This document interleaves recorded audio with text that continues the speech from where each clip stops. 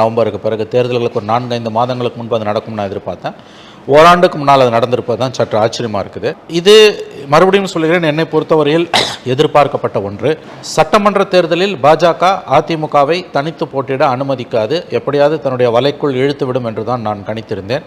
அதுபோலத்தான் இது நடந்திருக்கிறது. தன்னிச்சையாக பிஜேபி உறவை உதறக்கூடிய அளவுக்கான அரசியல் தனித்தன்மை இன்றைக்கு அதிமுகவுக்கு கிடையாது. அவங்களுக்கு நிறைய பிரச்சனைகள் இருக்குது. எடப்பாடி பீரியடில் நடைபெற்ற பல சம்பவங்கள், வெளிப்படையாக சொல்கிறதுனா பல ஊழல்கள், பல ஆயிரக்கணக்கான கோடிக்கணக்கான ரூபாய் ஊழல்கள் கோப்புகள் நரேந்திர மோடி டேபிளில் அவருடைய மேசையில் தூங்கி கொண்டிருக்கின்றன. ஆல்ரெடி முன்னாள் அமைச்சர்கள் ஒரு 8 பேர் மீது அமலாக்கத்துறையின் அருட்கண் பார்வை பதிந்திருக்கிறது. வெளிப்படையாக சொல்கிறதுனா சசிகலா ஜெயிலுக்கு போன பிறகு 2017 பிப்ரவரியிலேருந்து 2021 ஏப்ரல் அந்த 4.25 ஆண்டுகால ஆட்சியில் ஊழல் கரை புரண்டு ஓடியது.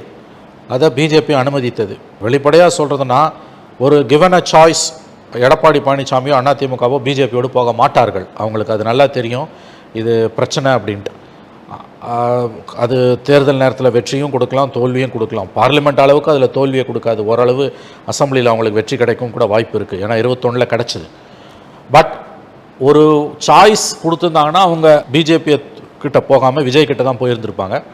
இன்றைக்கி அந்த சாய்ஸ் கொடுக்கல அவங்க. ஏன்னா மத்தியில் அதிகாரம் பிஜேபி கிட்டே இருக்கும்போது பார்லிமெண்ட் எலெக்ஷனில் தங்களை ஒதுக்கிட்டு அதிமுக போன மாதிரி அசம்பிளி எலெக்ஷனில் போக அவர்கள் அனுமதிக்க மாட்டார்கள்.